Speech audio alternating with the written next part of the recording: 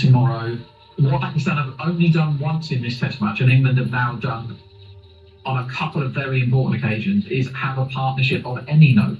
So England had two really big ones, 150 and 100 and something, and the only one was Imran and Shafiq yesterday for Pakistan, and the rest just folded and gave up.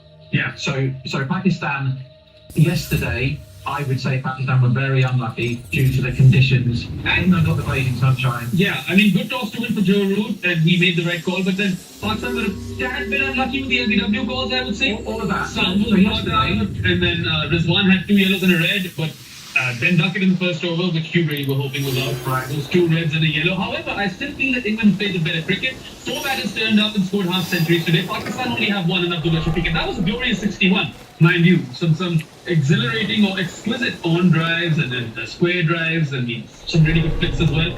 But apart from Abdullah and Ali Usman, it's not a single player in that Pakistan team who's done something of note. No, so yesterday they were lucky, and today they were rubbish. Yeah. Because England are England, they got a few wickets by the end. But there were hours that went by today where you're just watching Test match simulation. It's just the game is moving away from Pakistan and further towards an England victory, and it wasn't particularly exciting. Yeah. But we do have 2 teams that are rams full of jokers. Anything can happen. The most likely thing that happens is that Pakistan get rid of the tail, don't score anywhere near enough, set England 20 to win. I don't see it. And England are 5 down and get it done. Who knows? Who knows? I think the prerogative is very simple for England. You bat once, you bat big, you go for an innings victory. They're 195 runs ahead. Pakistan folded for 171 in that first innings. And at that point, I thought 250 was a good first score, but the way the surface has kind of improved for batting as well, you would have to say that even 250 wouldn't have been enough. But they would have been in the game. They're not in the game currently. And you'd have to think that England, if not tomorrow, they'll win this Test match on day 4. If not an innings defeat, for Pakistan, it might be a 10-wicket or 9-wicket defeat. I certainly feel like it's curtains for Pakistan in this particular Test match, but they've had some learning. They picked the wrong team as well, and Babar wasn't around, so I suppose he comes back and maybe he improves things a bit. But you're gonna have to say that whilst both teams are incredibly flawed and weak, England are still better than Pakistan, and in these conditions, definitely, because they're the home team. The reason why England have a chance at being a good side is because I can't believe I'm saying this, but Joe Root is now the captain, and they are showing signs of being sentient people. They are showing signs of maybe the best thing to do all the time is not just whack it into the road. Yeah. Or try and whack it into the road. Maybe there are times when you're ahead of the game, just play cricket, like just accumulate. I hear you. And I saw that they had different gears today, and they were playing Test cricket better than, let's say, a couple of months, or not a couple, but like half a year ago, because they were just going head for leather. However, I do think Pakistan bowlers were very leaky. I mean, Muhammad Ali went for this short spell, short ball spell in between that ball. Tried to do a weak impersonation of Neil Wagner, that wasn't working. I thought that at times Pakistan's lengths weren't correct. They didn't have the stumps enough, ultimately for me. What you have to do is wait for the bad ball, not treat every ball as if it was a bad ball. But my point is that there's plenty bad balls for us to work with. You can only beat what's in front of you, though. And England didn't just go, okay, well, Pakistan are rubbish, so we're going to belt it, and then collapse. They got ahead in the game by playing proper cricket, and that was in 2 partnerships. One of the partnerships was scoring quite quickly. The Root and Cox one just looked really easy. And bearing in mind, this is the second time that Jordan Cox has batted at number 3 ever. And he's doing it in a Test match at Headingley, under clouds for a fair bit of that knock. Yeah. And he looked really, really good. Pakistan, as you said, Bayram, Pakistan picked the wrong team, which doesn't help. Yeah. The attack looks powder puff. I mean, even Mohammad Abbas was really struggling, spraying the ball down the leg side quite a fair few times. Him, yeah. They didn't keep Rizwan up to the stumps, or have him keep up the stumps versus Brook, as when Abbas was bowling. I didn't see enough of that. They did try a bit of it. But I do think that, we spoke yesterday about Ollie Robinson was the best bowler of the day, 551 in 18 overs, metronomic off the ball, the nip off the deck. He was hooping it around, and he was very clinical, right? He's a one-trick pony, and he's a really good one. And then Josh Dunn was the tail mover, or he picked up his own 5 for 46, being quick, targeting the stumps. No one in Pakistan has been able to do the Ollie Robinson job, even though Abbas should be able to, and Pakistan do not have a Josh Dunn. So there it is. I think that's what sums it up. Well, they do have really, really good fast bowlers in Pakistan, but they haven't managed to keep them fit enough to play Test matches. And I've said this many a time. If you have amazingly precious commodities like Shaheen Sharafridi and like Nassim Shah to a lesser degree, don't make them play in every game ever in all formats. Because when the big test series come around, England away, they're not able to play because either they're not good enough because their bodies aren't up to it, or they're simply too injured. Yeah. So they could have had a good pace attack Pakistan had they managed their resources better. England don't do that very well either. Everyone's saying, I think maybe the wings got to that. Honestly, even if they were samey, these conditions should have aided them a bit. They did not make use of them. I don't think Aim the stumps more. Yeah, I think they should have aimed at the stumps more, targeted the stumps, and could have been more disciplined with the ball and in the field. I'll go back to that again. 2 drop catches, all of those missed fields, some of them really, really pathetic, right? Like Lethargy 101. Hitting the ball over the road. Yeah, that was bad. To bend down. Really Like bad. proper rubbish. And what is up with the size of those? Well, whose sweater was in that way? It's like mine. Like, what are you doing, mate? Yeah. The little guy stopped wearing lacking formals jumper, right? And he was showing in front of me for an hour today, within 20 yards. And he was shadow batting and looking at the floor, hands in pockets, arms folded. The ball was coming to him reasonably regularly, like once every 10 balls or something, because he was marshalling 60 yards of outfield. And he couldn't be bothered. And that rubs off on everybody else. He's a senior guy, right, Imam? He's been around a long time. Once you see fielders trying to stop the ball with their boots because they can't be asked to bend down. Oh, when they are bending down, they're parrying the ball to the rope. We saw a bit of that as well. Plenty of that. And, Yeah. and then when they do get the chance, the captain isn't ready to take it. And that was a regulated Why are thing. you going out of the camera, bro? I don't know. Yeah, just try to be centered, bro. I don't know what I'm doing here. Anyway, the catches will probably time and time again. Wouldn't be a show with Rob Barron if we didn't discuss the drops in the poor fielding. But that's it for today. We have somewhere to be. And for us to get some meals into us, some food would be nice. If you like this show, like, share, subscribe, follow Combox everywhere. Raksha, this would be a really good time to show any super chat that we have because we're trying to kill this show by now.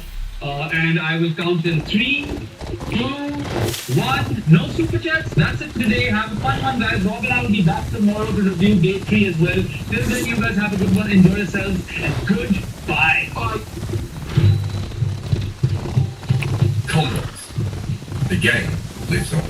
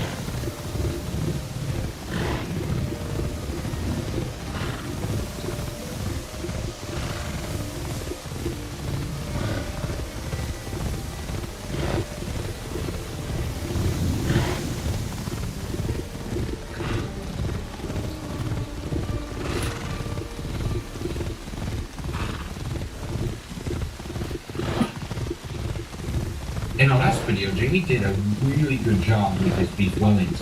Let's see how he does with his hamburger. Fingers crossed he doesn't add any mango chutney. Now, let's get started. You ready? You trust me? No, not really. You know that old saying where they say, don't ask any questions that you don't want to hear the answers to? Well, this is one of those times. Let's do it, guys. Crap, just gonna do it anyway. And they're all excited too, aren't they?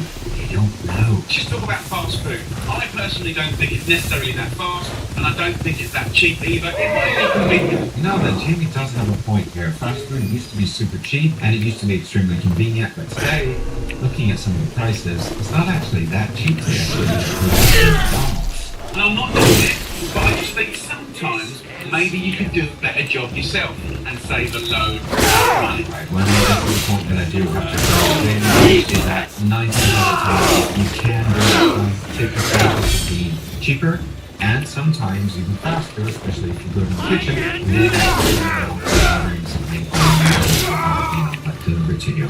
But 9 times out of 10 it will be healthier because you know what you're putting in food. Just because these meals are money saver, they never scrimp on quality. Mince is really cheap, so buy the best you can afford for higher texture. I'm using 500 grams of lamb mince. There's a really delicious alternative to beef. It's going to be tasty. Where I live, pork is very popular, so you typically get either beef or pork, or you get a mix. And I would highly recommend to cook the ground meat 100% through, especially pork, just so you don't get sick. Now, what I want to do is form a patty, a burger, without applying too much pressure. So if you're going to homemade the burger, why kind of make it dense and sort of like hard and tough, like the kind of pre-made processed ones? Well, you don't need it packed so tight that they're very tough like that, but every once in a while it is nice to make like a little smash burger kind of thing, isn't it? I mean, it's the texture too. If you don't form the patty well enough, it will actually break apart on you, and that's not fun either. And let's make a nice little loose patty. That way, it's going to be looser when you eat it, more delicate, more tender, and you really, really will notice the difference. So, Jane, are you going to season this burger at all? I mean, you could add a little bit of sauce and then mix it up. Maybe you can add it there. It is a good idea when you form the little patties, though, that you make sure that they're symmetrical. So one end is going to be the same as the other. A little trick on doing it is actually rolling them into a regular meatball. Get that nice shape, and then squish them. And what I like to do is try and make those patties the same size of girth as your roll, right? So I'm just doing it like that. They're going to shrink a little bit when we cook them. You do want to make your patties around either the same size or maybe just a little bit smaller, and the meat will shrink a little bit as it cooks. So if you make it more or less the same size, it'll be good. I want to kind of treat it like a steak. So I'm going to season it with salt and pepper. So nothing's been done to that meat. Don't muck about with it. I'm actually not even going to put any oil in the griddle now. It's going to go straight in there. Just push it down. It's not easy using any oil. If you have a type of mince that you have a sufficient amount of fat in it, you don't necessarily need to use a lot of oil. But if you have a really lean mince, you need to have a little bit of oil to it. Just a little bit. Just enough to help it to cook. Normally you put flaky salt, yeah, like salt Very and loud you argument. put that at the end. You don't just season it at the beginning. Over here, we've got the 2 leftover ones. Just fold them up like this. You know, we can fold it over. We've got 2 burgers made, ready and raring to go for another day. Just throw them in the freezer. And actually, you can cook them from frozen as well. So it's happy days. Anytime that you're going to make anything in the kitchen that you can save time later on, do it. That means if you're going to be making burgers, if you're going to be making caramelized onions, if you're going to be making curry, make extra, because that way you can save it for later. They're going to cook I those burgers for remember about now. 3 or 4 minutes on each side. Now, Now, the burger's not a burger. A little bit of chicken. Red onions, they're nice and cheap. We've got a mandolin here. Really worth the investment. We get it on fine. Yeah, talking about investment. Mandolins are not cheap, and my little Japanese mandolin, which is very similar to this one, costs me around 80 euros. So while they are very good, get one and make sure that it's going to be one that you're going to use basically for life. Also, when you use one, be very, What's the problem? very careful not to get too much power blades because I'm it is reminding very me easy of to the cut old yourself. days. So I'm going to slice All this time, half you an onion and your like hand. this. And Get instead to the point. we're going to make an awesome Is homemade pickle. regular old Okay? treasure hunters. The onions goes in. Look how fine it We is. think the So we have the ability shot with the mouth is behind this to the lid door. to make this wafer thin. Did he say whack or Some thin? treasure hunter, Dude, one who can't figure out how to open a stupid thing. idea. Those But What the language is caramelized onions are just so Only we tasty. knew great They're so supplies. good, and if you We do have a nothing big but batch, you trail eat a of this whole bunch at object. one time. Here Also, he will remind you lie. guys that I have a recipe for this as well. You can check out my YouTube Shut channel up for and my give them video. to us. You can make a We'll big see what we batch can of do. this at once, and then freeze the rest, and take out what you need when you want. And then simply put the red wine vinegar in, hardly any at all. A good pinch of salt and give it a little scrunch up. You can put a little sugar in it if you wanted to, but as soon as you've scrunched that up, At least with the caramelized onions, you're actually breaking down the onions themselves and making them sweet and not having to add sugar to them. You don't want to be adding a lot of sugar to your food all the time. And I know that Jamie's very anti-sweets, anti-sugar, but he does seem to use a lot of sugar with his recipes, doesn't he? Sprinkle that in. Right, then we're going to go in with a good friend, right? Mango chutney. You want a couple of nice tablespoons.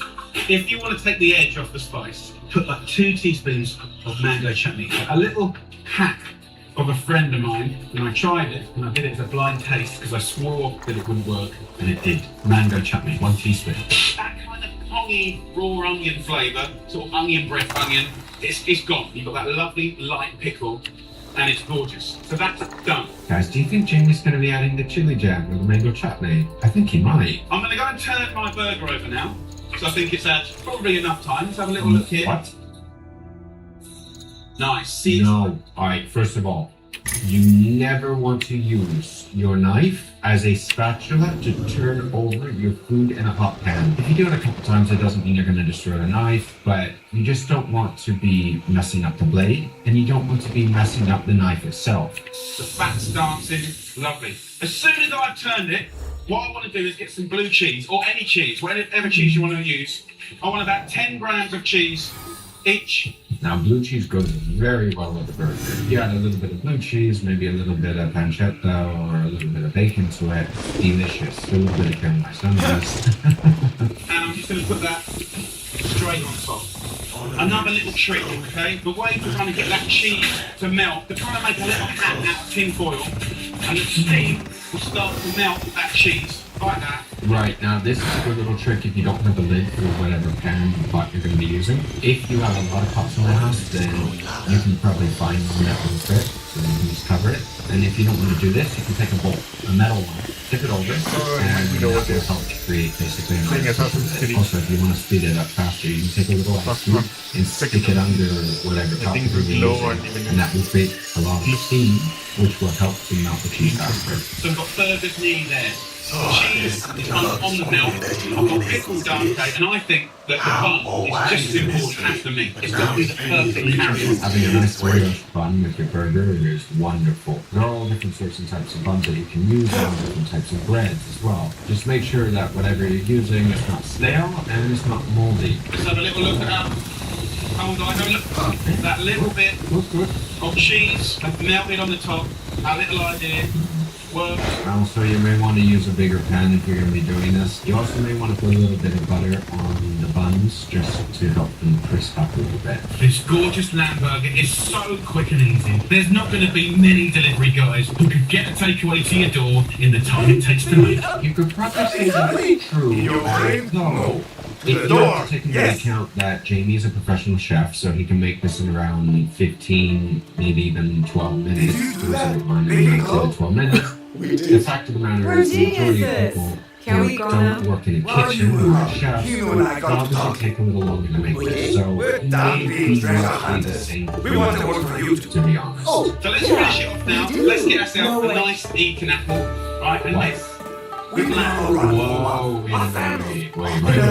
Jamie's adding apples? Alright, now I'm American. I grew up in the US. I had never seen an apple in the like inside, This is a waste of time. You know, They it's have going to be nothing to brilliant. offer us. I'm loving my crinkle cut knife. He's going to be slicing it with the seeds. You want to take those seeds out. They're not good for you. Now for the exciting bit. Constructing this king of all burgers. We want to get some ketchup on these Don't buns. trust them. Ketchup. I would have homemade ketchup or that barbecue sauce because that looks extremely dark. Barbecue sauce will go well. See, can you see it dripping? That's just juiciness. And you want that bun, that perfect bun, to catch all that juice. So it's sort of a little bit soggy and a little bit naughty. You can put something on the bottom. Get 2 bits of this apple here. Fine. But only if you pass the training Oh, test. now Build we it do and it. you're out. Lovely. Right, now this one is if you're going to be using, say, pork meat, so ground pork meat, pork and apple go very well together. And if you When would did you become actually such a make a sap? little bit of an applesauce, maybe a little bit of a stiffer one, drier one, you There could should add be. that to a burger, and that would be very tasty. Just apple slices on a burger, and we're not not even taking out the seeds. A little. I don't know about that. I'm not saying it's going to be bad, right? Because I can imagine what an apple would taste like with mincemeat, but it's just not normal. A pickle would be normal. And then we've got our pickled onions here. In seconds, they've transformed in flavour. Instead of doing sweet onions, which everyone does. Yeah, but that's where you make a lot of them. And they're delicious. It's what everyone likes them. Well, not everyone, but a lot of people. Just put a nice little watch of that lovely, delicate onions on there. Easy peasy. The old saying, easy peasy, lemon squeezy. I didn't see him add any lemon to it, so you have to imagine it's still better than what, Jack? Just litter it up. Yeah? I'm With very this buffalo flexible. burger? Like a Don't weapon. forget, when you cook bison, it's either rare or medium rare. You go to well done. Forget it. We're ready to train if you're ready to teach. Mm-hmm. All right. Spinach with it. And there's hardly any spinach at all. Just a few little leaves like this. I'll put that under the burger as well. First of all, why didn't you put Now, this on first when instead of your afterwards so weapon you is could cook up the occupied, patty you twice? must rely on And the secondly, strength of your the spinach body. is raw, and he didn't pick it. You see that little stem of the baby spinach? Don't kick Those to the little top. stems, you have to pick through those little Not bloody only does it things. keep Now, the enemies reason from your is that rightful some of those hole, can be quite but stiff. it takes You time can to add balance. some nice iceberg They will lettuce. take You could place. add it even frisee, for all I care. But spinach? Really? Okay, and then we've got the other side of the Ready to bun start? here. A little bit of ketchup. Do you know that with the burger, it's not a good idea to add a lot of ketchup. Store-bought I've been ketchup wanting to do that contains for a years. hell of a lot of Let me sugar. try. So either you can make it yourself or buy the Wait. no sugar variant, Count which are a yourself. little healthier for you. I Roll love powerful. ketchup. Yeah, I grew up eating it. Ketchup just helps it sort of work. Well, A beautiful, homemade, handcrafted Parmesan burger. Follow me. it doesn't look bad, okay? And the majority of the ingredients that Jamie added, they're not unhealthy, alright? It's just that the apple, I have a big question mark about. I admit, buying a takeaway does have its perks, but making your own isn't just cheaper, it's also more Always delicious. lift them off the I'm ground. just ready to sticking it on the menu in a restaurant and seeing how popular it is. And Jamie did just open up his new restaurant. I wonder if this is on the menu. If you went out to Jamie's restaurant, would you buy this? Oh, and subscribe and hit the bell. Until next time, take care.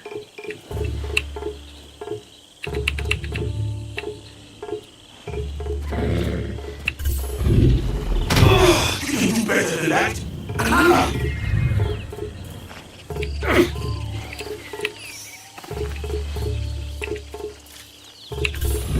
Try again.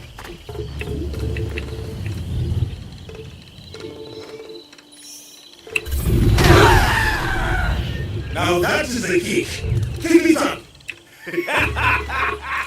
I can watch that all day. All right. Time to bring out the barrels. Finally, a drink, not barrels of sake kane. Now I will practice kicking you into them. Don't worry about me, son. Kani made me sleep in a barrel before. He always wakes up just before I roll him into the river. Make them fly!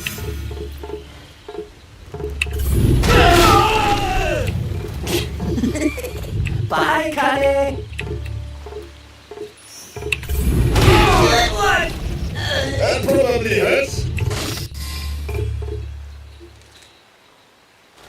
You guys don't look so good. Never been better. If you need more practice on me, I'm here. I'm a human training dummy. You're just a dummy. Will my lesson help you? Definitely. I can see my enemies flying already. We'll master it too before you know it. Have some of our real scrolls. Is there something you can teach us, Miss Norwood? Oh, I'm sure there's something I can do. Then we need to prepare. Come back tomorrow when I've regained feeling in my body. I can feel my spine. I didn't know you had one. A rest will do me good. A rest and a new torso. Sure, I've been kicked out of sake breweries before, but that was ridiculous.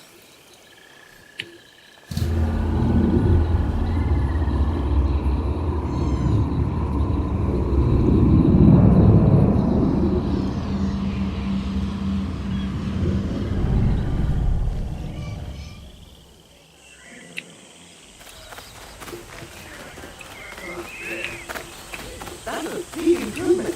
You screamed last time you saw Weasel. Did not. It was a warning. I cried out as a warning. Of course you did. Ah! Come here! Where? No! It's only now, eh?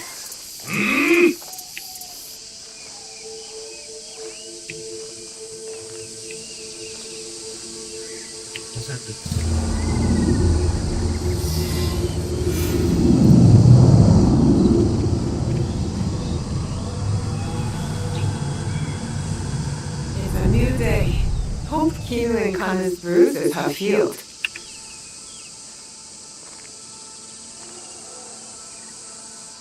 Did you know that you smell like hydrangeas? No. Guess that means you forgive me for all those bruises. Of course! We're ready, miss. Let's see what you've got.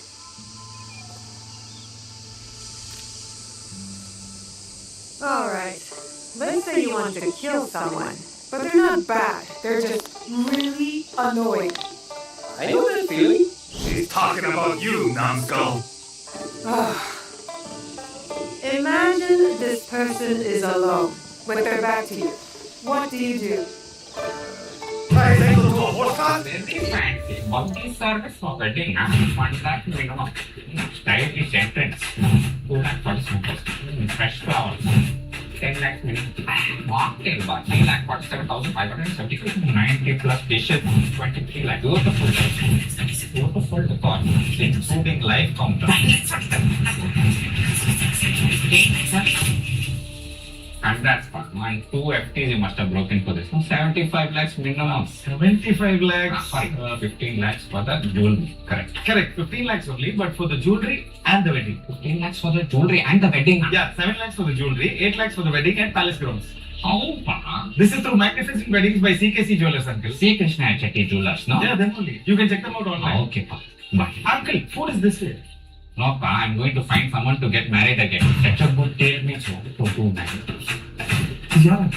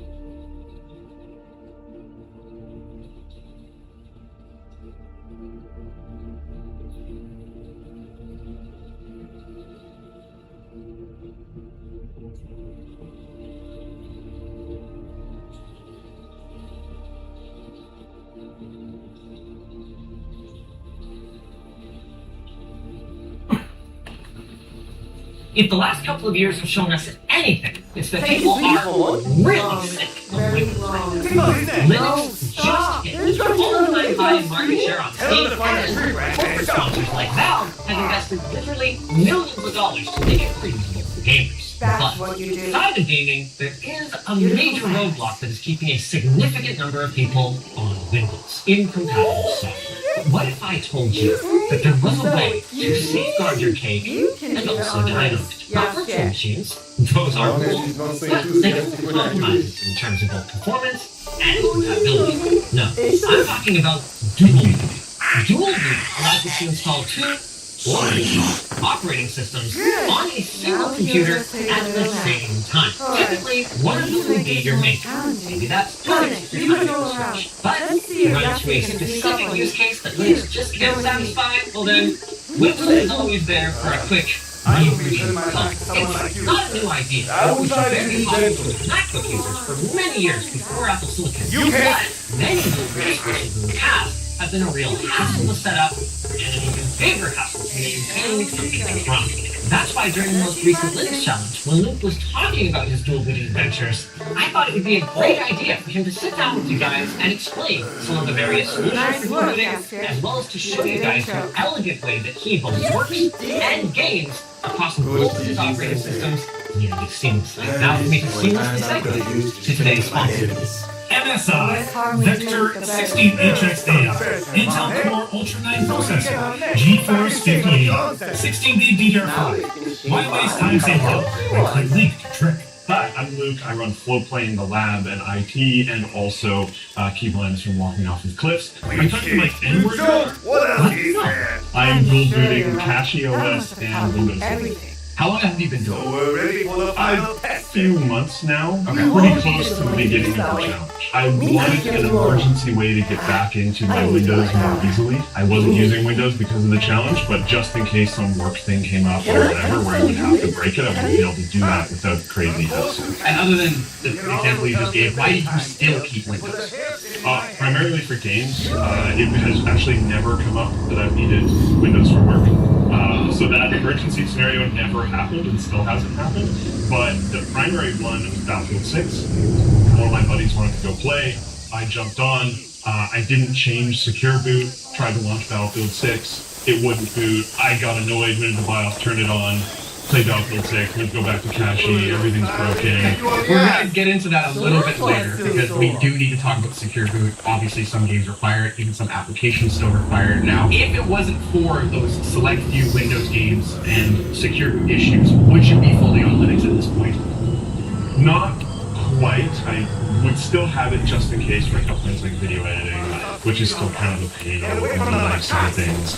There are applications, but they're not quite Premiere or whatever else is on Holy Windows. crap. And like you can get DaVinci Resolve working, but it is also fairly prone to breaking and is not quite 100% there. Right now they're on CentOS as well as Floppy. Which is more for like the professional side of things, movie studios and stuff like that, which is cool. But I'd love to see it on the consumer side. But I would still have it around largely as like just in case. But I could see it shrinking the drive split that's going on. Sure. Yeah, let's talk about that because there's multiple ways to dual boot. You can share drives, you can have multiple drives, you can even put entire bootloaders on a separate drive. I'm curious on what your full setup is in this system. So I have different SSDs running my different operating systems. You know, bootloaders completely separate. I didn't want an update on, say, Windows to be able to screw up how I can get into Cache. It happens. And it didn't used to be an issue when I was able to boot like a billion years ago, but it is now. So I want it clean and separate. And then when I set this up, NTFS on Linux was a little bit rougher. Since then, there's been updates, but I set it up before, and I'm not about to change it up, so I don't really care that much. But I also have completely separate drives. My Linux operating system SSD is running what I call ButterFS, but it's BTRFS. Obviously, both the drives on Windows are on NTFS. And then I have a hard drive on Linux, which is ESP4, which is just for like large storage. So each operating system basically has its own SSD and its own hard drive, and everything is completely split. If I was doing it again now, I would have the hard drives together, usable on either operating system, with the new NTFS driver on Linux, and usable by Windows and all that happy fun stuff. I've never run into that being an actual problem, so I haven't been inspired to like fix that. When you did it years ago, did you do it on like the same drive or separate drives as well? Yeah, I did it same drive. This was on both a laptop and a desktop back in probably 2009 to 2011. So it would have been Windows and what? Ubuntu originally was the first setup I ever had, but I went over to Mint eventually. Honestly, I don't know why. And then that has been my default use case. I'm also dual booting my laptop. I forgot to mention that. Is that 2 drives? That is also 2 drives. That's fairly lucky because I have 2 drive slots on my laptop. And also, I would say I'm dual booting my laptop. I haven't booted into Windows once since the beginning of the Linux challenge. I've never needed to, and at this point, I'm just thinking about wiping that drive and running through Linux because I just said I've never had to get Windows for work. Are you using Teams for the official like, Linux application, or are you using it for the browser? Yeah, Teams for Linux. GitHub open source project. I'm using that. I wish there was a native solution from Microsoft, I do run into some clunkiness sometimes. That's just team. Yeah, well, that's a really good point though. I feel like it's probably just team, and I can't imagine team thing is harder than like the bigger problem that is, and like trying to build a third-party application to make it work has to be insane. So like, but it's still nicer to have it feel like a dedicated application instead of just another thing in a browser. I agree. Even though people make fun of the web apps or whatever on your desktop, they're way better than I prefer it. Same with Discord, Teams, whatever it may be. I personally prefer a web app. I am curious because we've been talking a little bit. When you were just booting into Windows, some people have enabled scripts set up to do it. Some people go into the BIOS and manually change it. How do you do it? And let's just do it really quick. Sure, yeah. That explains why JJ always wins your games. That it is I often let the dispatches win. You may see that It's not like making a script or anything like that, is what you mean. Yeah. Okay. So I literally just have it as a driver selector thing, so I added a slight delay for boot.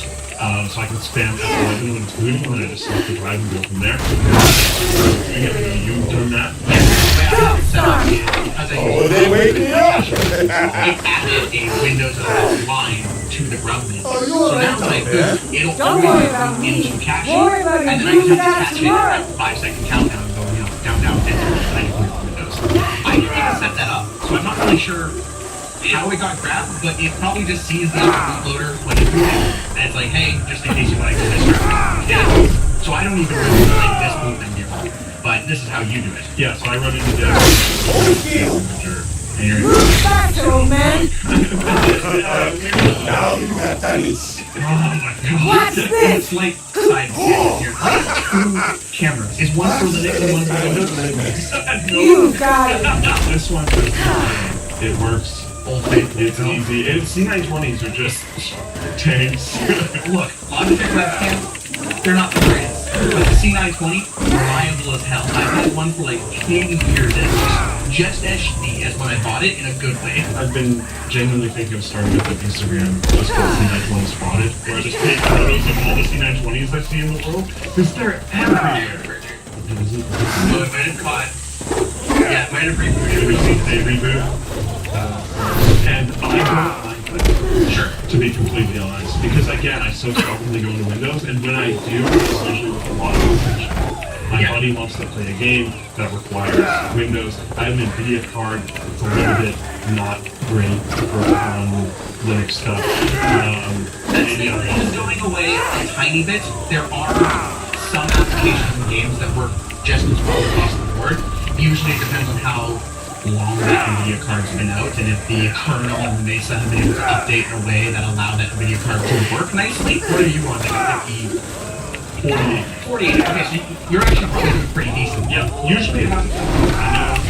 Forza on NVIDIA was like a big problem. Yes, that was just NVIDIA. Yeah. And other than that, honestly, most things they just work. I usually don't even check Proton DB these days. Yeah, you mentioned that Linux challenge. You kind of heard it'll probably work, and then if it doesn't, then I'll look into things. But like almost in the first day, for example, I just install Windows. What are you doing? It's doing its third upgrade. It's like it's so good. You can talk about it before, but updating the caching feels like fun and rewarding in some way. And I don't know if maybe that's just because I'm word, but seeing the little like Pac-Man thing crawl across the screen and update everything for you, negative 28 megabytes. At the end, it's like remove space instead of gaming. It's like, what are you talking about? That's amazing. And then you go to Windows and it's like, I have to reboot 4 times, and also this update takes an hour. That actually wasn't planned. We started the reboot probably like 4 minutes ago. It's just now we're finally in Windows. Hey, there we go. Going into conversation with Secure Boot, you mentioned that you kind of messed around with Battlefield. You have it enabled right now for both of them. Okay. Yeah, what was the process like for that? And Google, can you run CachyOS with Secure Boot? And then a Cache Wiki article came out and it was like, yes, and you can use the same keys as use on Windows. I was like, wow, that's not bad. I do actually want to call that out because when I tried the CachyOS, forum to help get it working, they list, hey, type this command here. So I typed it, and then it says, warning, if you have this. And I was like, that would have been nice to know before I typed the command. Because if you have Asus or Gigabyte boards, you actually need to leave off one of the tags when you're typing in when you're typing in the registering of the key. And so I was like, oh yeah, I'll register the key. We'll have to do it for Damn it! real. And it basically like locks up your system. I fully read the doc before I start, which is like usually nice to time, but I find it helps me dodge stuff like that. See, to me, when I'm reading a doc, it should be in the correct order of things to do. That's how I read it. One of the problems I ran into, there's like motherboard specific instructions. Yes. My motherboard was not included in the list. So this is something that I've been thinking like maybe I should contribute that information. Because that was like secure boot setup mode, and my motherboard didn't have an option for setup mode. But it has another way to get it into setup mode. There's just no like, click on the menu, there's setup mode, I'll click on that. It wasn't that simple. What a treat. Hold on a second. Yeah. Hello. There we go. And sometimes it just doesn't.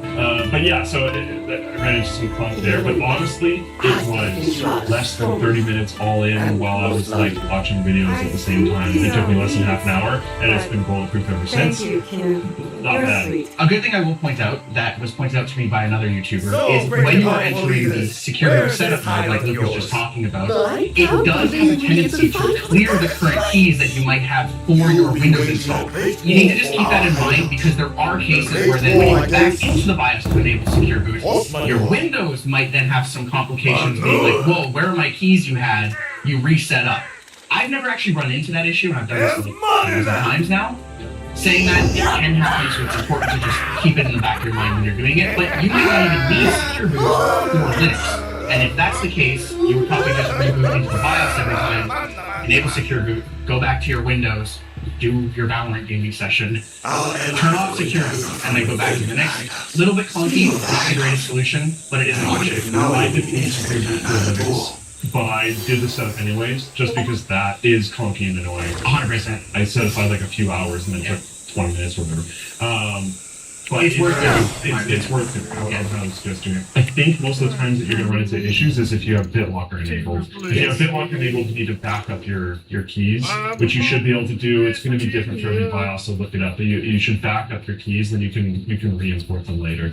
I think the TLDR is dual booting is not as scary as some people may think it was, especially back in the old days when you did share drives often.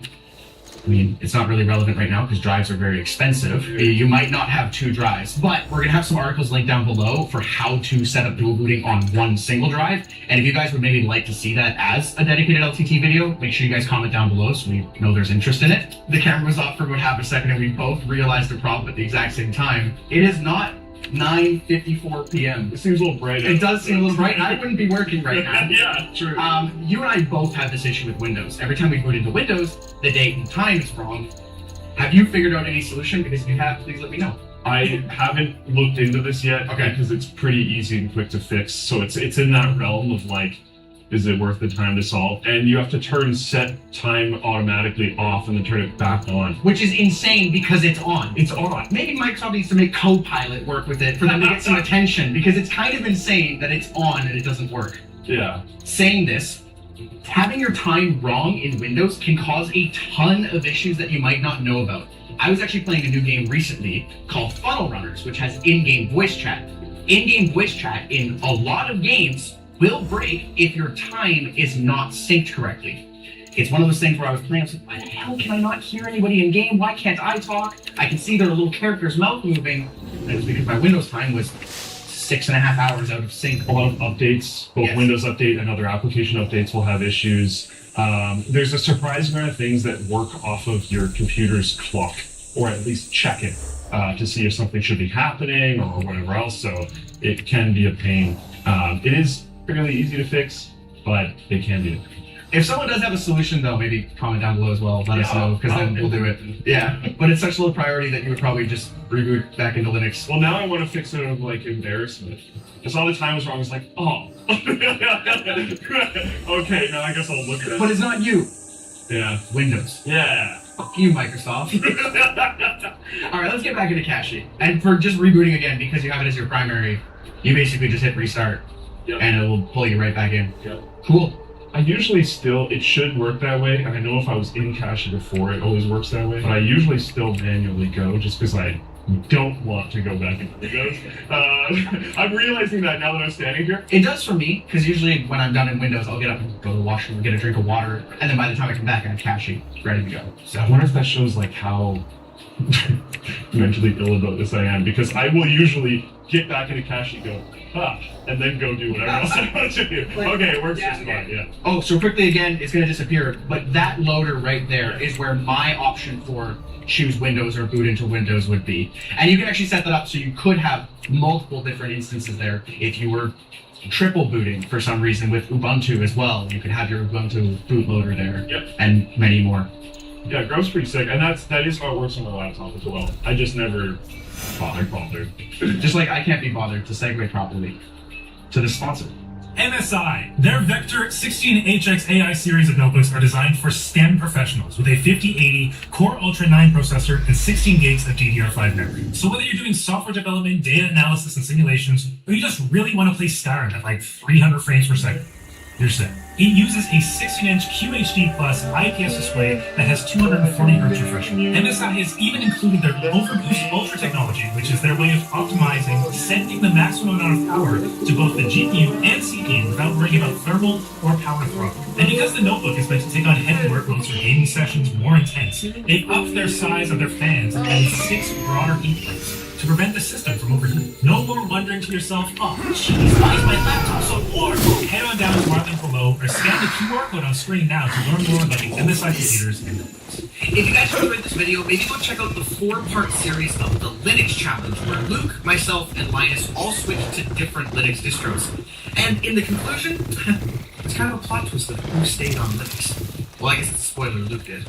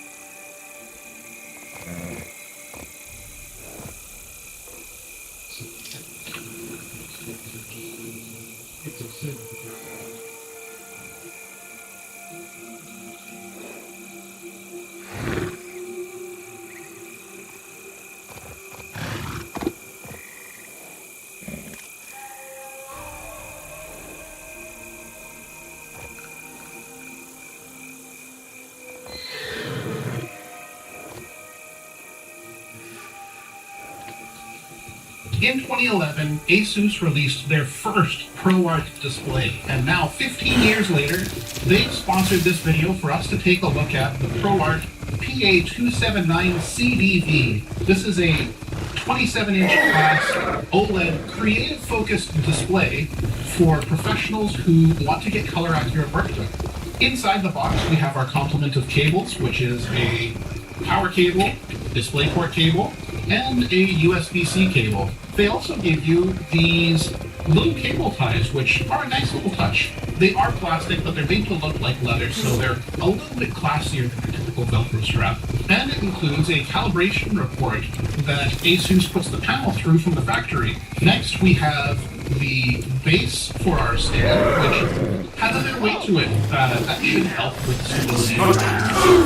And we've got the arm for the stand itself. The main mount for the monitor is fairly plasticky, but the insides are only metal silk. Let's put it all together. Now that it's got this that's nice to take up a little less horizontal space on your desk and claim some of that. Lastly, we do have a third piece to our mount. Walks in. I just noticed this as well. There's a small marking on both the stand and the arm to make sure that it's centered. Now we can get our stand in here and do the quick click into place. We can take off the protective and take a look at what we have underneath here.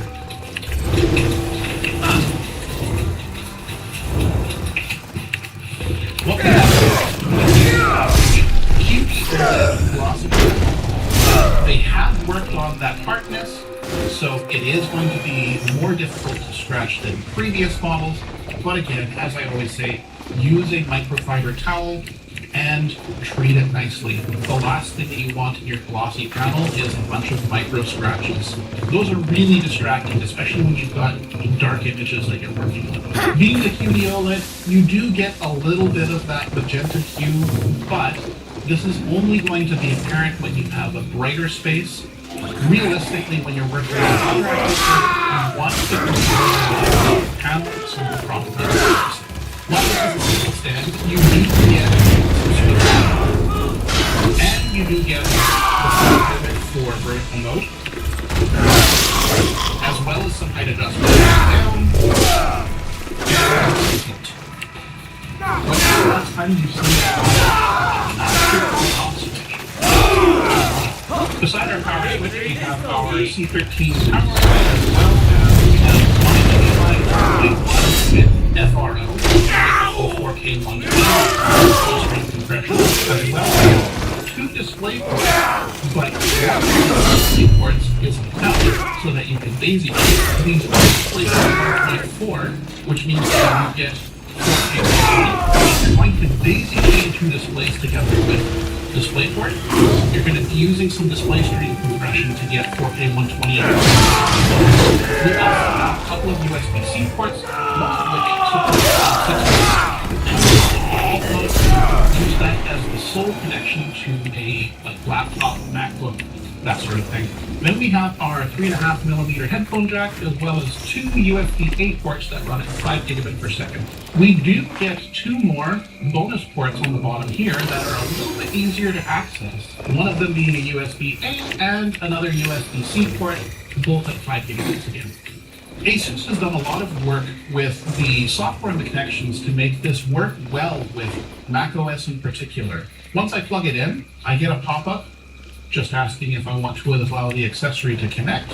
And we can see that it's charging the laptop just as expected. Just like with a lot of monitors these days, the first thing that comes up is the energy saving warning.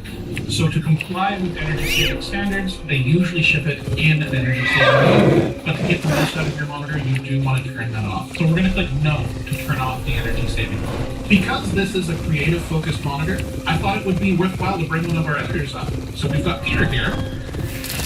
Thanks for inviting me on to the set. One of the things that ASUS has done with the monitor to make it work well in the Apple ecosystem is they have an M-specific mode, a Mac-specific mode, so that the displays will match as closely as possible to what you'd end up on your actual MacBook. First, you have to stick the monitor in P3 mode under presets, and then you can go under palette and color temp, and we have M model, which makes the display look as close as you can the same. I don't know. Is the MacBook, does it have True Tone on? Yeah, so we got True Tone on here, so you can actually turn it on. Because what True Tone does is, I believe, it takes the ambient light and then it switches the color. So you always actually want that off. Okay. Just from like a quick glance, it doesn't seem to match 100%. This looks warmer to me. 100%. Like it's definitely more yellow in like this. In the ocean and in the rocks. Yeah. I'm curious as to which is actually accurate. To be completely honest, if they're both different, which one is closer to real? Who knows? I believe the MacBook does have HDR on right now. We're on the up to 1600 nits. So did we want to bring that down? Or yeah, let's put it in P3 mode because that's what the monitor is. It's still a little cooler, but I think it's closer. There is still a slight yellow tint on the ProArt, and obviously it's a little bit more blue. You can see it in the highlights of the sky, in the bokeh. It's more blue on the MacBook, and it's a little bit more yellow on the ProArt, but it's really close. It looks really good, and the ProArt, its HDR looks amazing, honestly. I don't know what the peak brightness on the HDR is, but 1000. Yeah, I mean, that's really good. The MacBook, I think we have it right now on the 600 nit setting. Like we don't actually have it on the 1600 nit settings. Take a look real quick. Yeah, I mean the MacBook definitely gets brighter. It is a smaller screen though. For the ProArt to match this well in HDR to the MacBook screen, like I personally, for what I do, YouTube, Linus Tech Tips, Short Circuit, I think it's good enough. Like I guess the MacBook is like the, I don't want to say the gold standard, obviously there's like video monitors and stuff like that, you know, like super color accurate, like $6,000. But what is the price on the ProArt actually? For this guy? Yeah. $700. $700? Yeah. And it's a QD OLED. $700 for a quantum dot OLED and it's 120 hertz? Yeah. And we're living good. We're living great these days. That's crazy. In terms of like bang for buck performance with a QD OLED panel, $700 is pretty darn good. I 100% agree with you. Yeah, I mean, speaking of the color performance, how about we take a closer look at that? 100%, let's do it. In SDR, targeting the sRGB color space, we were able to hit 99.5% with an average delta E of just 0.43. To bring it into perspective, for decent color work, you want to be less than 2. So hitting 0.43 puts this well into the realm of a great professional color monitor. For DCI-P3, we were able to hit 98.8% of the color space with an average delta E of 0.51. Again, incredibly good. You can see in the graph that it's all very, very flat, and most values are under 1 even, except for this one rogue red color. In HDR, targeting the BT 2020 color space, we were able to hit 76.3%, which isn't outstanding, but is still pretty good. And we hit an average Delta E ITP of 6, which you have to keep in mind that Delta E ITP is not the same as Delta E 2000. The Delta E ITP of 6 is still very good. That graph data is awesome. It's cool to see. It looks cool to see, and that's all that kind of matters to me at this point. It's color accurate, the HDR is bright, and honestly, would love to end on this. Let's take a look at some of the other software features that ASUS has been working on. Let's do it. Just like the gaming OLED monitor that we looked at previously, we've got the Display Widget Center that also works on macOS, where you can change things like your presets and even control the brightness of your monitor right from the software itself. One of the other things that you can do is you can actually control the brightness of the screen itself with the keyboard shortcuts on the MacBook. You also have the option to set other hotkeys in the Display Widget Center for things like the blue light filter, or shadow boost, or saturation control if you want some quick and easy access to those types of things. Wait, what does KVM mean down there on the hotkeys? You can actually have multiple computers hooked up to the monitor at the same time and use it as a KVM where your keyboard and mouse will move depending on what input is selected. Oh, really? Wow. Yeah, so if you have your MacBook hooked up and then you've got your gaming PC or whatever, you can switch back and forth and you don't have to get a second set of peripherals. It all just moves over. I'm a pretty big gamer. Let's play some game modes then. Yeah, let's switch it over. So I like this opening scene because you've got a lot of dark areas and shadows in the trees, but you've also got the fires, and then if you look to the top left, you'll get lightning flashes periodically. There you go. It really helps to highlight the strengths of an HDR display like this. One of the things you can notice when you're doing some of those charge kills too is the OLED response times super fast, and you don't have any motion blur really. Previously on monitors like this, you would get trade-offs, right? Like 120 hertz with amazing colors and like a 5 millisecond response time. This is super playable. Obviously, it's not like 1 millisecond on Counter-Strike gaming, Valorant gaming, stuff like that. This is the response time including the refresh rate.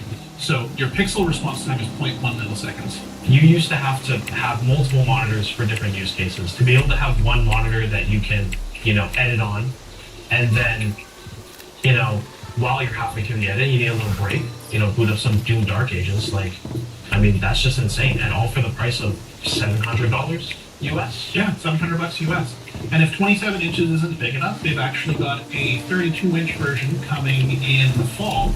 That's going to be $900. I would prefer 32 inches just for editing. I think 27 inches is like a great happy medium, but 32 inches just gets me the screen space I want.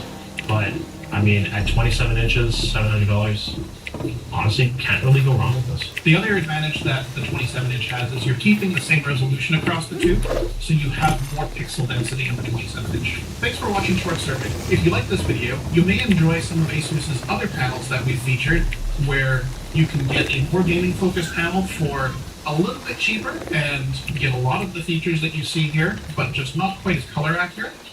Or you can go for the full high end and get their newest RGB stripe panel.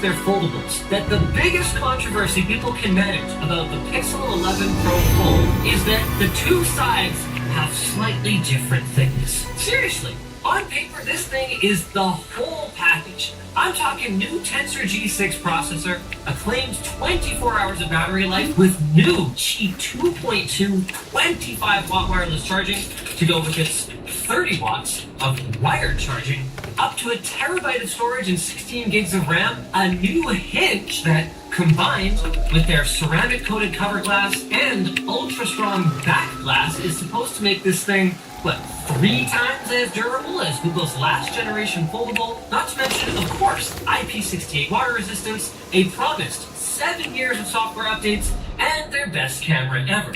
And I haven't even mentioned, it's got a light on it. Ooh, thank you! Come on, make some noise! RGB! Alright, let's see what's in the box. We get un câble. If you want the best in quality speeds and data transfer, though, of course, you'll be picking up a TrueSpec cable from LTDstore.com. And that really was it. A SIM removal tool. Wow. They've done it, folks. They have got our accessory packages down to the very barest of minimums. Truly a great day for Canada and for the world. This is a little on the thicker side compared to what I was expecting. Let's do the usual tour. So we've got our hinge side on the right. Ooh, a shiny. On the bottom, our USB 3 port, 3.2 to be precise, so it is a high-speed port. We've also got our SIM tray right here. That's a spot I'm not accustomed to seeing that, but I'll allow it. Speaker grill, a couple noise-canceling microphones, our volume rocker, a lock button, and then up on the top, another speaker grill, and what appear to be a couple more noise-canceling microphone ports. At the back, we have a triple camera array, very similar in specs to last generation, with a 48-megapixel main shooter, and then an ultra-wide and a telephoto that are both in the 10 and change megapixels range, with the telephoto doing up to 5 times optical zoom, with all of these optically stabilized and stabilized. Of course, next to those we have the highlight of the show, not because I'm particularly excited about it, but because that's the actual name. The highlight, which can flash a particular color if you're getting a call, either through their, what do they call it? Google Phone app? Google Phone? Is that it? Yeah, Google Phone. Sorry, we don't call it dialer anymore. We're done with dialer. Through the Google Phone app or through WhatsApp. In the future, you'll be able to configure it for messages, and it'll also flash RGB if you're talking to Gemini. Moving around to the front, our selfie cam is also in the 10 megapixel range, and actually, it's still my spec sheet. Oh, do we have the megapixel count of the inside selfie camera? Turns out the answer was about 10 megapixels, same as most of the rest of them. But what's more important to me is actually the position of it. I do not love the position of the hole punch camera on my Fold 7, which is still currently my daily driver, because already one of the big issues with foldables in this aspect ratio is that you're giving up so much of your screen to black bars when you're watching full screen content. Why would you put the hole punch in the middle of that? I'm giving up even more. Google solves this by throwing the hole punch in the corner. Oh, it is noticeable. The Pixel 11 Pro Fold is not the first foldable to have a thicker side and a thinner side, but it is the first one that I noticed a distinct ridge on. I kind of decide how I feel about that. On the one hand, it sort of messes with the OCD a little bit, but on the other hand, it's something to kind of put my fingers on. I think it. products. Oh, hi, Shabbat. Did he just go back in the closet? That's not a door. That doesn't go anywhere. He finished the phone unboxing in pain. So they sent over their Prism screen protector as well as a brick. As always, the Prism screen protector comes with screen protectors because you're an idiot and you won't do it right the time. Okay, it doesn't quite say that, but I feel like they are really saying that. Let's grab that. Okay, because as soon as you put a case on film, it doesn't really matter. There's a slight difference in the thickness because it's going to be tankish anyway. They've really gotten a lot of their they weren't terrible at the start. The whole industry was still kind of figuring out how the heck you create an impact case for something that has we kind of glue on that front piece and then see how see that? The case has its own hinge. It kind of folds into, well, it's called grip, right? It folds into like kind of a little grip that you can hold on to while you're using the phone in its folded out form factor. Naturally, they don't include our partner skin. Where's the damn circuit, D-Brand? This one's cool though too. It's a collaboration with Zach from Jerry Rig Everything. Shows the magnetic charging coil. This is all the actual hardware of the phone. And D-Brand are the ones who take these pictures. Actually, I probably shouldn't comment on pending litigation. So, D-Brand creates this artwork. Let's just leave it there. Nobody else did it. But wait, there's more. For the first time, you can actually get them from the Google store. Oh, really? Yeah. Really? D-Brand partnered with Google. Valve didn't let them make a case, but Google would. It goes to show you what you can do if you ask permission instead of forgiveness. Truly, D-Brand is an example for us all. And you can get your grip case and Prism screen protector at shortlinus.com. I mean, it's my 40th birthday almost. I'm surprised they didn't go with oldlinus.com. Don't send them that. Don't give them ideas. I'm gonna put these aside for now, though, because the unboxing is meant to be of the unaltered device. And it is quite a bit thicker on the full side. Can you see that? It feels thicker than it actually is here. If you get what I mean by that. It'll be really hard to tell because, like, oh, yeah, I guess you can kind of see it. And Pixel OS is very clean. You can just feel the responsiveness when you're using it, which is good because Google's tensor processors are not necessarily the highest performing in the industry. So in order to keep this thing usable for 7 years, they gotta really optimize. It's a stupid thing to buy a Fold for because they're so expensive. But I gotta say, man, one of my favorite things about having a Fold is that I get a proper fingerprint sensor on the side of the stupid device instead of having one of the kind of flakier underscreen ones or being completely reliant on facial recognition. Okay, let's see how fast and responsive this is. Wow, that's really fast. I love me a fast fingerprint sensor. Of course, that's not the highlight feature. Let's talk about the highlight feature. Alright, call me maybe. Okay, we're gonna see the light. The light's gonna turn on. This is gonna be the highlight of the whole video. Look at that! Wow! Just like on the Note 9. No, I don't look at it anymore. I just talk on the phone like I talk on a phone. That was it. Now, now I'll talk to Gemini. Hi, Gemini. I really like dogs and cats. Can you tell me 5 fun facts about dogs and cats? Dogs possess roughly 300 million scent receptors. Cats can jump up to 6 times their height. Dogs understand human emotions through vocal tone. How could you buy anything but a Pixel Pro? With that light on there? Wow. And that's so much better than having a transcribed version that I can then continue to interact with. So I'm going to keep my phone like this all the time now. This is it. I'm dumbfounded. It's been a great career, but this is peak technology, and I think it's time for me to wrap it up because I'm never going to see anything more incredible than this light. Okay, piss taking aside, I actually do like this feature. I liked it on my Note 9 too. It's a very cool feature. RGB's on everything else. So for it to take this long to be like, hey, how about an RGB light that you can program? And then for it to not be that programmable yet. It's like, you guys. But I still have some faith that we'll get there just in time for Google to remove this feature and replace it with the, I don't know, I was going to say a thermometer you put in your butt, but they already had a temp sensor. They have literally a temp sensor, both in a temperature and temporary sense. We got about 1 generation of the temperature sensor? I think it's 3. 3, alright. Let's pop around in a few other things. Ooh, camera, of course. Oh, camera view. Let's go. I love that this just pops up and prompts me to enable. Really great feature that helps extend the lifetime of your battery. Oh, okay, it's cool stuff. While we're waiting for this, there's a few specs we haven't really touched on yet. It supports Wi-Fi 7 and Bluetooth 6. It gets upgraded image processing for better night photos, or, well, especially faster night photos, which should result in less blur. And there's a couple of other cool new camera features, including Magic Capture, which allows you to record video and it'll just pull 12 megapixel stills out of it, or even short video clips that it deems to be the more interesting parts. And camera looks, which are kind of like, I don't know, the closest thing would be like LUTs, I guess? So like new default color profiles. Oh, also, RAM is here, which allows you to dictate in a much more natural fashion, rather than just distill out the intent of what we were talking about. We'll hopefully try to do this. Ooh, okay, let's try Rambler. So, I was thinking that maybe we'd like kind of try to say something with Rambler and then see if it can distill that down into like a usable chunk of text that somebody could understand. Nailed it. Actually flippin' nailed it. That is one of the most, it actually does the thing that they said it would do, demos that I have ever experienced with an AI product.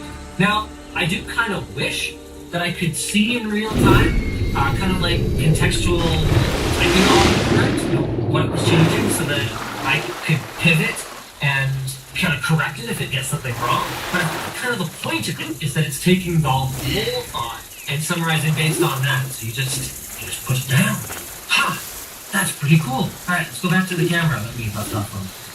One of these days, someone will make a phone camera with built-in little, like, grease windshield wipers. That'll be a really compelling feature. Oh, what am I doing? Looking at my picture on a tiny screen like a caveman. I have a horrible crease. Not commented on that yet. Does not feel current generation. Feels a little bit last gen. Just look at the Fold 8, and it's a little less greasy. It feels good though. It feels really good. Ever so marginally larger in landscape, but it's basically square. Not the best looking camera that we've seen yet, but we weren't really expecting that. If you want the best camera from Google's Pixel 11 lineup, it'll be the Pixel 11 Pro or the 11 Pro XL. And can your Pro XL do this? You get a giant viewfinder like that? I think not! Wow, that stabilization is pretty nice though. Sorry, I wish I was showing you guys this right here. Not the best I've seen, but not bad. And shot very quite nice from that distance. And the ultra wide is nothing special. You can really see the color saturation kind of goes away. Maybe the color profile will solve that though. We're not convinced. Oh no, I want to try Magic Capture first. Just tap to start, and your Pixel takes the video and the best photos for you. We're trying to do something impressive. Yeah, backflips are banned. Backflips are banned. Okay. Alright, let's see what it came up with from that. Hey! It grabbed your lead and made it honestly look not too crap. You look like you know what you're doing. Yeah, I've jumped before. Grab this, which is unfortunate. A little awkwarder. Color saturation, again, is not a strong point of these clips. Okay, got this. So really new to grab the peak of a jump. And then about whatever's happening with your funky hands there. Jazz hands. What's that? The T1000 model? It is a liquid flash, or you know what? That's something. If you want a pretty low quality picture, but sort of timed for the right moment, I guess you could do it this way. So do we have the original full video then? We keep the original full video, but it's choppy. Is that just Android video chopping and stuff, or is that a choppier video? Okay, I'm gonna record I a am video. resilient. A bending branch in the rain. No, I guess not. Okay. Not awkward at all. Alright, tell us that. It does seem to be a little bit choppier in Magic Capture. Well, I think it's more that instead of recording video with the proper motion blur that you get with video, it's taking stills. That's what it feels like it's doing. I mean, I'm not a software engineer, so, but that's what it looks like to me. Okay, default look. Shadows. Do they look moodier? Yeah, you definitely look moodier. Vanilla. Vanilla? That's us. I think I was gonna say any picture of you two is pretty vanilla. Okay. Well, that's something you can do. They have a very featured camera app these days. A lot in here. It's not immediately obvious where it is, but they've even got a creator mode now that will let you put like a teleprompter up on your screen while you're recording from the camera, which is kind of cool, I guess. It's creative, there it is. Okay, we found it. Save to a project. Okay, actually very cool. Like being able to automatically organize my files.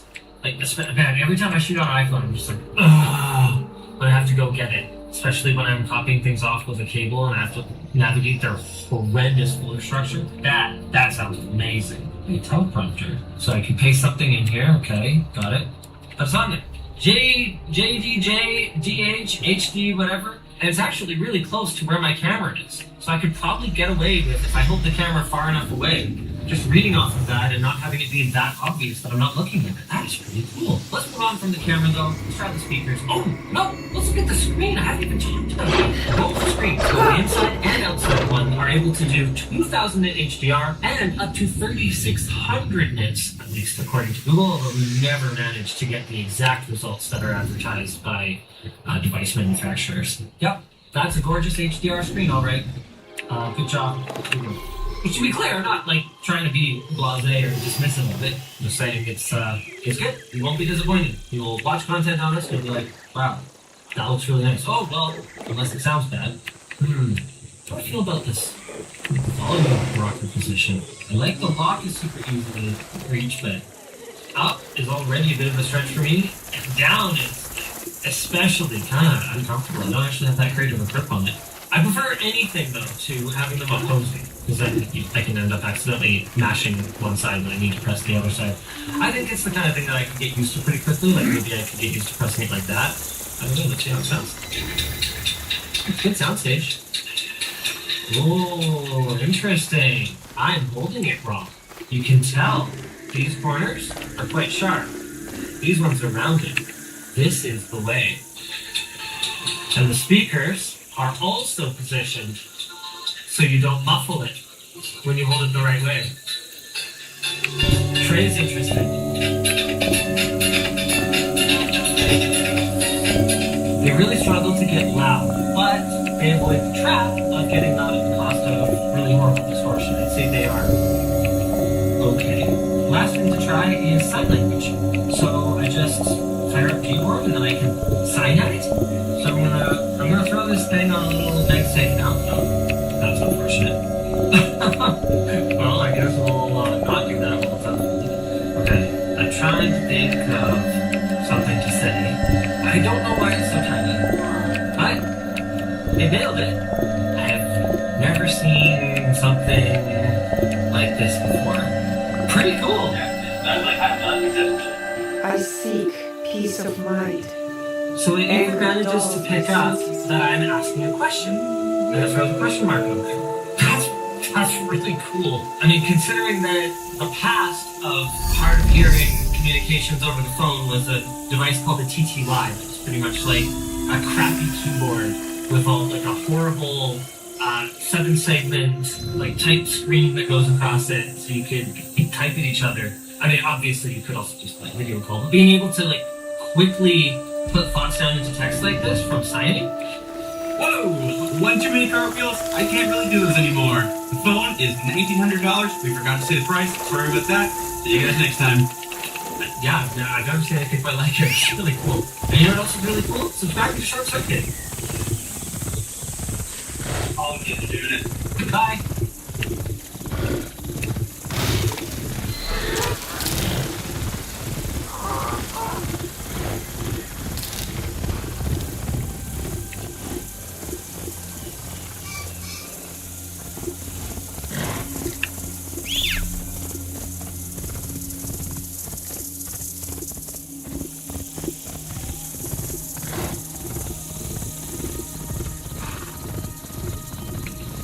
When I first saw some of the coverage of the new Pixel 11 phone series, I'm going to be honest with you, I was disappointed. But now that they're sitting in front of me, and I have two beautiful colors to look at the Pixel 11 and the Pixel 11 Pro with, maybe the colors will change my mind. I mean, colors seem to be a theme. That was what they brought back, right? The highlight color LED on the back of the phone. But the highlight might be a low light for me, and I'm going to explain why in just a little bit. Let's get these open. Okay, so I've got the sleeve off the 11 first. Let's focus on this. This color is the hibiscus, and I gotta say, if it looks like that picture, I am very intrigued by it.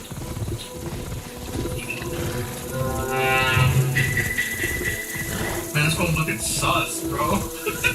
Obviously, you've got the phone. At the very bottom, you've also got your USB-C to C cable. This looks to be about 3 feet long, which is pretty average for those phones nowadays. So let's get the phone out of the sleeve here. Honestly, this color slaps. This is a stylish looking phone, other than the insanely massive camera phone. Let's do a full exterior of the device though. We've got our SIM card slot at the very, very top, as well as one of our microphones. On this side, you've got your power and your volume rocker. Very, very bottom, you've got your USB-C, as well as some speaker grills. And on the other side, nothing. Bare bones. This is pretty good size, man. Okay, I want to see what the Pixel 11 Pro is like, though. Let's get that one unboxed. This color is called Canyon. Oh, yeah, let's name it after some dirt that's been eroded away for a couple of years. Among Us is back, baby. Oh, this camera mode is way bigger, though. Holy cow. Oh, my goodness. Same thing, USB-C cable at the bottom. I don't really need to see that again. There you go. It's still a very nice color. I don't know if I describe that as Canyon. It definitely looks more like a salmon pink. You've got almost a whole other phone in that thickness. Like, actually, bro. Look how thick it is. Oh my gosh. Okay, exterior tour of the Pro. You've got your SIM card at the very top again, as well as your microphone. Pretty much the exact same. Power and volume rocker. USB-C and speakers, and nothing. I thought there would be a little bit size difference. I mean, there is a Pro XL, which we don't have right now. That one is a little bit bigger. But other than that, the specs of these devices are, like you would expect, 11 and a little bit more Pro. They both have a 6.3-inch screen, with the 11 being a 1080p screen, and the 11 Pro being a 1280. A little bit higher pixel density, meaning video quality is going to be a little bit more crisp, a little bit more sharp when you're watching something on YouTube in 1080p.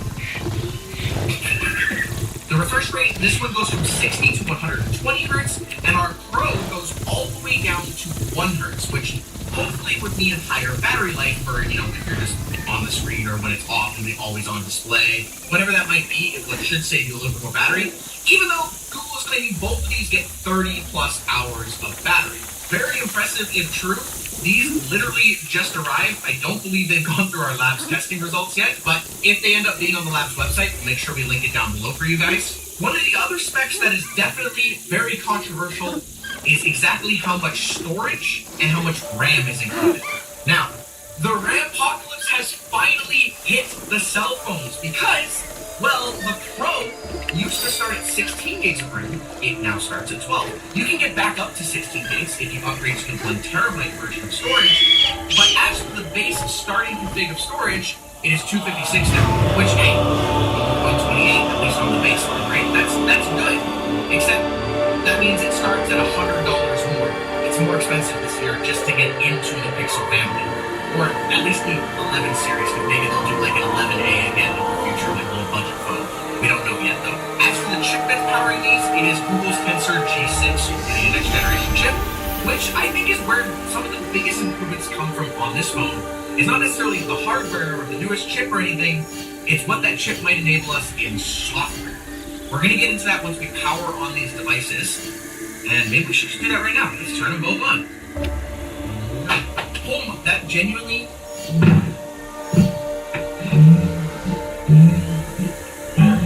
Oh, I genuinely got scared there. That was like... Oh no! Oh, these guys. Sorry. Hey, Brand. I got so much crap in front of me. Where should we start? Let's do the Pixel 11 Prism 2, the screen protector. Thankfully, all the instructions are in the box, as well as D-Brand ships 2 screen protectors with every order. That way, when you pick up the first one, you know you have a backup. They also send you all the tools in order to apply it nice and clean, so we're going to do that right now. Tell me to turn off my phone. I'm going to live dangerously, D-Brand. Oh, I see why they want me to turn off the phone. Okay, fine, D-Brand. I'll listen to you. Oh, damn it, how do I turn it off if people watch? No, Gemini, damn it, I'm trying to just... Oh my god, I took a screenshot. Technology sucks. Totally. Installer, width, then triangle facing the top.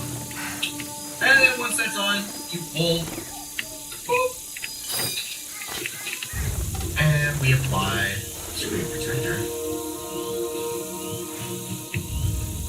Cool. And then just pull from the top here. Oh, look at that. Only one bubble, but pop it like Me too, Glenn. Me too. There you go. Offers some extra scratch resistance on your display there, so you know you're gonna make sure it's protected. I'm glad I decided to put the screen protector on this phone, the base 11, because it doesn't have the extra scratch resistance that the Pro does. So we're going to put the case on the Pro phone, because, you know, maybe it doesn't need this extra screen protector. You should still get one. There's actually 3 different types of cases you can put on your Pixel phone. You have the Ghost case, which is more of their clear, transparent one that never yellows. You've got their tank case, which, as the name implies, it is a tank. Can take a lot of drop resistance. And then they've also got their grip case. And what's special about their grip case now is you can buy these directly from Google's website, which means you can buy the phone and the case with it. Oh, we've got, nice, one of the X-ray teardown skins on it. Boom, baby. And just like that, a little bit of extra drop protection for your phone. As well as it's still got the magnets in the back in case you want to do some wireless charging. And again, if this sticker is not your style, Dbrand offers lots of different designs that you can put on the back. Just visit shortlinus.com to check them out. And you know what? If you buy one in your review, just say that I sent it. I just caught the boot up again after turning this back on, and I just saw that Gemini Intelligence watermark. That kind of pissed me off. I don't know why that was so annoying to me. Well, I've got these up and running, and still don't like hole punch cameras, but I won't lie, that display looks really good. Am I at full brightness yet? I'm at full brightness on the Pro here, and full brightness on the base. I don't know if you can quite see it on the top down, but I will say for sure that I noticed that the Pro is a little bit brighter. I mean, that goes back to the 3000 and 3600 nits, but let's turn it down so you guys can actually see anything. You know, one thing I missed in the exterior tour is I didn't get to talk about the cameras on the back, and then obviously the highlight that I just mentioned in the intro. I think we should jump right into that. They each have 3 cameras on the back in sort of that Among Us camera bar that I'm talking about, with the base 11 being a 48 megapixel wide camera, 13 megapixel ultra wide, and a 10.8 megapixel 5x telephoto lens. On the Pro line, though, you get a 50 megapixel wide, 48 megapixel ultra wide, and a 48 megapixel as well. So the cameras on the Pro are but man, this is where it's probably the best photos on this. Probably not good enough for the average Joe. Let's take some photos here, and let's maybe try and get a complete side-by-side comparison.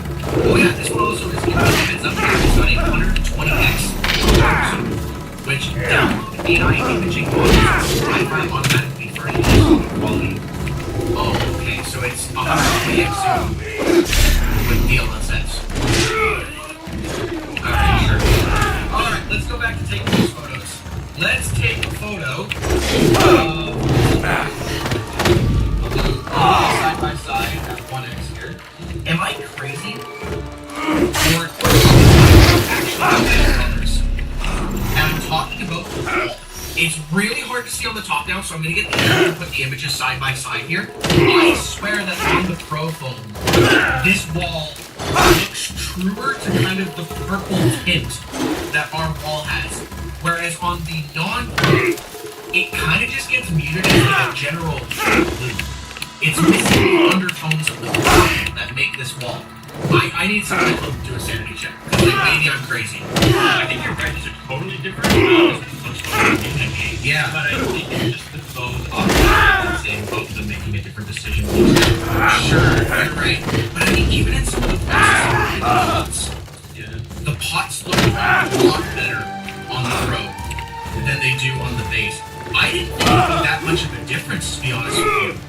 I mean, this was a 12 megapixel, so this wasn't even doing it in high resolution. It's okay, I'm gonna crank this up to 50 megapixels. It's the exact same photo again. This one took longer to process. I still managed to catch it while I was processing it. It's still looking at it. It looks way better. I mean, look at the zoom difference. I am zooming in as much on each, and I can zoom way further into Miku versus on this phone. And even at this distance, you can tell that there is a quality difference. I have zoomed in more, and it looks better than even my zoomed out one on the base. I'm shocked. I didn't think it was going to be that much of a difference. I thought these were going to be like neck and neck. I don't know if it's worth upgrade though for most people. I think most people would probably still be fine with this. Should we try taking a selfie? If they're the same sensors, I wouldn't be able to tell. These look so different in the coloring. Yeah, these look way different. The 100% the Pro looks better as a photo. I mean, it's got 4 megapixels, so it would make more sense. I just didn't think it was going to be this dramatic. Saying that, like I said earlier, you out there do not need this. I don't think anyone needs that little extra bit of detail unless you're someone who's really passionate about phone photography. One of the other new features this year on this phone is something called Magic Capture. So hey, do you not like posing for a photo? That's fine. You don't have to, because you can kind of just take a video and it'll identify one of the better spots that could be used as a photo. So let's get started here. I needed entertainment! You know what's interesting? Is they both captured different moments. Which is really interesting to me. So on our base model, we have this beautiful outreach of holding Tenu Lucky. And then on this one, we have this, like, sleep paralysis demon.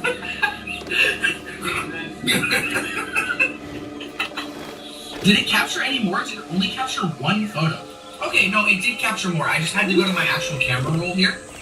But you can see, in this example, it's almost the exact same picture that it decided to capture. Completely different picture. It did capture the same picture, it's just at different times. Oh, and the same picture again, just different times. Okay. Yeah, I think that's probably where this is going to be for parents trying to capture like this kid doing something or whatever. Maybe you're watching like an animal at the zoo. Just photos in the moment of the video. But I think if you're actually planning on taking photos, I think that's the TLDR of that.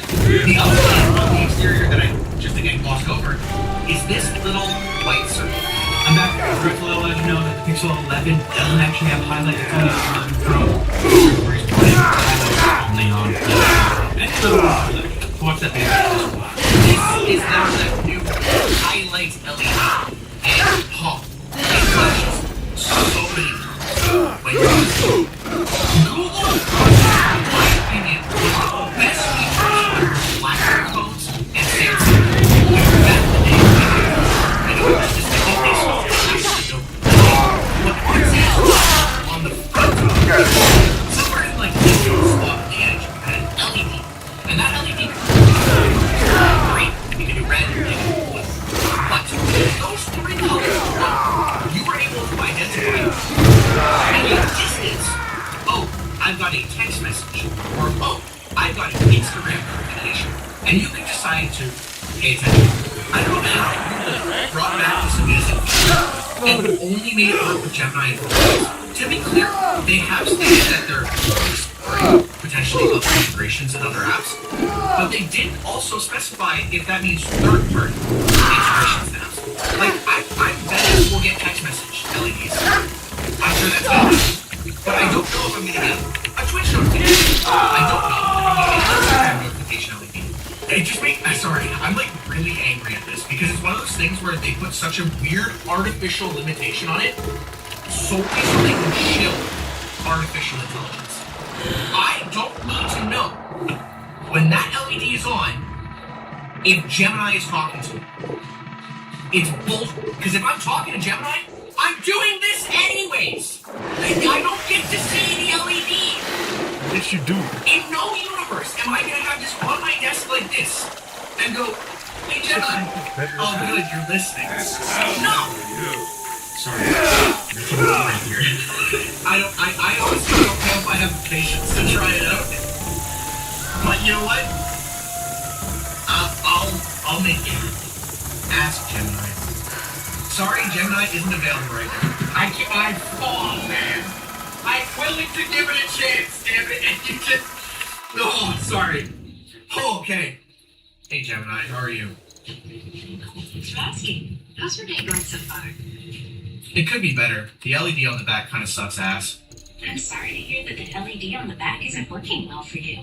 Would you like me to open the flashlight or device notification settings to see if there's anything we can adjust? I would like you to open the device notification settings.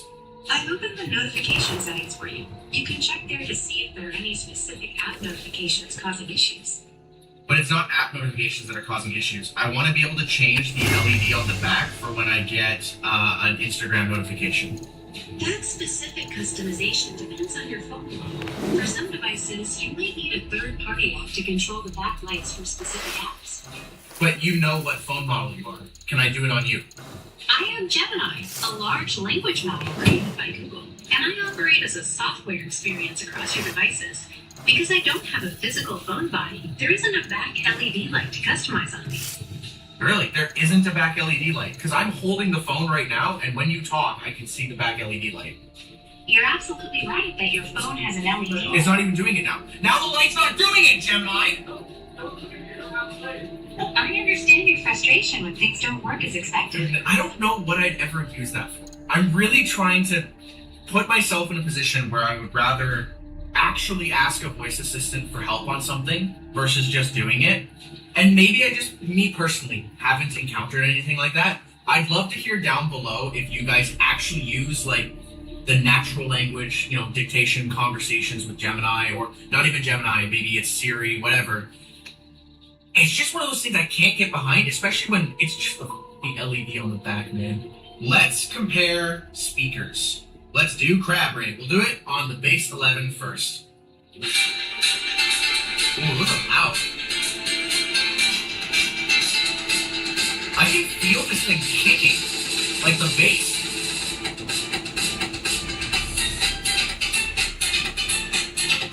I am very impressed with these speakers. There is a lot more coverage, especially in the mids, than I was expecting, and I can feel the wub-wubs of the bass. And I mean that in a good way. Sometimes it can be obnoxious, but I actually think it felt fine. I assume the speakers are going to be very similar on the Pro model here, but let's give it a go. I don't expect anything too different. It's the exact same. I don't think there was any difference between them. That's fine. They're both very good speakers. If you want to watch some content though, audio is only half of the video experience. This is where I'm expecting maybe a little bit of difference, only because the Pro model has slightly higher PPI for the same size screen. And at a first glance, it's really hard to notice any major differences. It's kind of tough though, right? Because this is the quality footage we're too great. They're both probably going to look very, very similar, even though this one does have a higher PPI. I would have no complaints if I was consuming media. That's like a YouTube video or anything like that. Speakers are great, display is great. I guess one of the only other major differences between these phones is the Pro has Wi-Fi 7, Base has Wi-Fi 6E. Probably not gonna matter every day if you're Shmo at home. I think that's why I'm just like, oh, it's so disappointing, it's so big. I don't know, Samsung also played it. You really have to look at it. Linus actually did the full phone for this year, and he got to try something like the natural sign language and stuff, and having interpret that. I don't know sign language, so I can't test that for you today, but that kind of technology is super, super cool. And I think photo processing to get better images, I think there's a lot of great things going on under the hood this year, but that's it. You have to really want that as a reason to upgrade to this year's Pixel. Despite some might disappoint, I know people out there and they probably starting price for the 11 here is $900 US. And again, that is a 256 gig version with 12 gigs of RAM. You get it all the way up to 12 gigs of storage. No 1 terabyte on the base model here. If you want 1 terabyte, you have to. This one starts at $1,100. And again, you can get 16 gigs of RAM, storage, and 12 gigs of RAM. They're 512 if you decide to upgrade to that. Also comes with 16 gigs of RAM, but I don't know, is it worth the $150 price increase to get that? Man, I remember when Google entered the game and they were like really just like budget-friendly kings, and now they're trying to compete with the top dogs and flagships, and I just don't know if that's where they should be. But maybe you guys can comment down below what you think.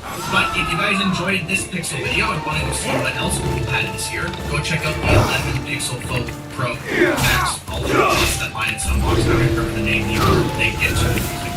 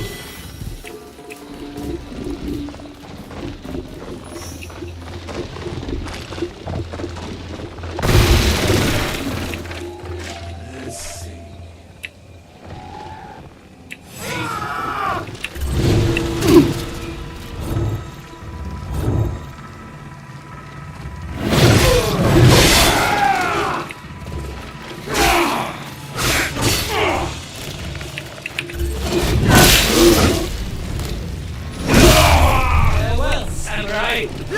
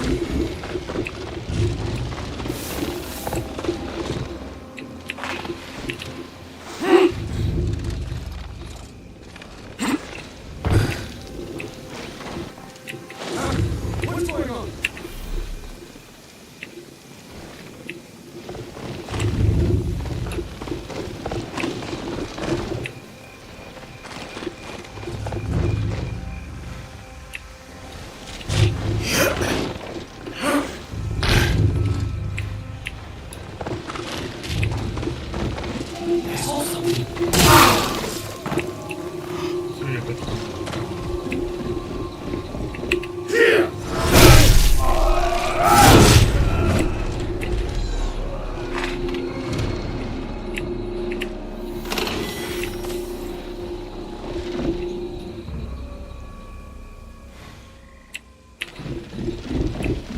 should really get gone.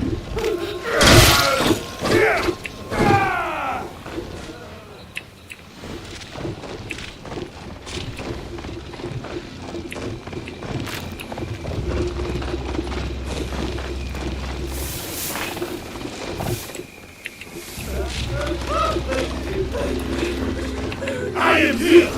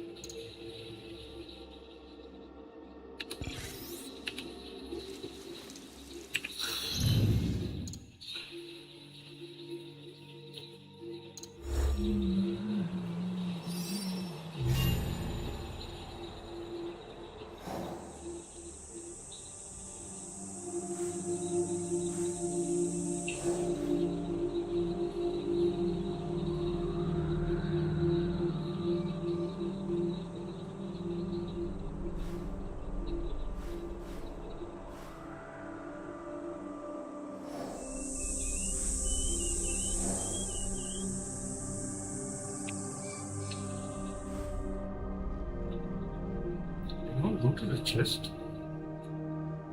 That's unusual.